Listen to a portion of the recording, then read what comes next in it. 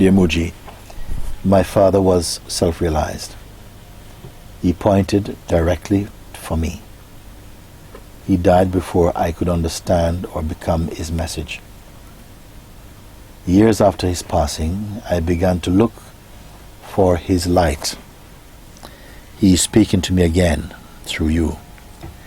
I am so glad to have him back and can now let go. No. My father was self-realized, he writes. He pointed directly for me. And he died before I could understand his message or become his message. And years after his passing, I began to long for his light. Because sometimes it's like that. An opportunity is there for you, but there's no attraction yet. How fortunate to have a father who carries this light. And yet at that time there was not really an attraction for that. You see? Maybe we are touched by the prodigal son, the spirit of the prodigal son, who goes off and has something else to do and misses the whole opportunity. But it was not too late for him. He is speaking to me again through you. I am so glad to have him back and now can let go. I don't know what it means, can let go. Now, you see? And this is Noah. And have him back again is to hear again, to be in the living light, in the living truth, not merely intellectual truth or theoretical talks, but the talks which again can stir you deep, deep within your being and can get you again back on track to look and to finish off the unfinished business.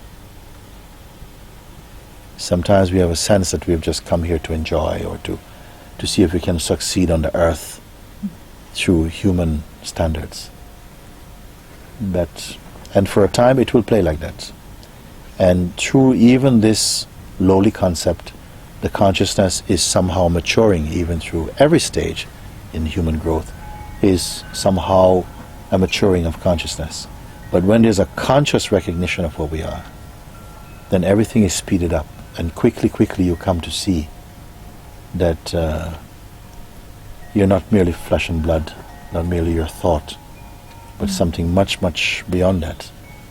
And this is not something that you only think about or imagine. You begin to recognize that this is much, much more intimate. At first I use the word intimate. Then you're going to go beyond even intimacy. Because it is not enough that the truth is intimate. Intimate means separate. Closely separate. Close but separate. But that which is closer than intimacy. Not even closer, because closer is still separate. You see? Just that which is. And you have to discover this thing. And in my way of seeing, there's nothing difficult in itself. There's no difficulty. It's not even easy. It simply is. What may feel difficult is that somehow we as consciousness are still very deeply entangled in our projection and self-belief that we are merely personal. And that keeps us somehow in a state of feeling bound, separated, sorrowful state. When the urge arises within the heart of a human being, a longing for freedom or a recognition that it is not enough, all of this world, it's not enough if I don't know who I am. Whatever you can find on this earth and this planet, or any planet, it will not be enough. Anything you can find will not lastingly satisfy you if it is something apart from your own self. To come even to that stage where you begin to feel such things is already a kind of maturity. It means that your being is now prepared for a kind of final truth, not relative truth. Some beings have come to that understanding where it is clear for them now that, look, it's not another trip, it's not another exercise, it's not another retreat, not another book, it's not another. It's the same timeless thing.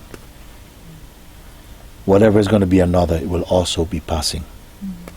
And nothing on the planet will satisfy you at some. This is your good fortune, even. When things, objects, your projections will not satisfy you. Then that is called auspiciousness. Because when nothing can satisfy you, no object, then only then you become really available sometime to discover that which you only imagine was separate from you. When one discovers this again, then you can be returned to everything in the world and nothing will trouble you. You can enjoy everything. You can move in any place amongst any people and they will not somehow fragment your attention or rob you of peace. Nothing will do it once you've understood deeply and firmly who you are.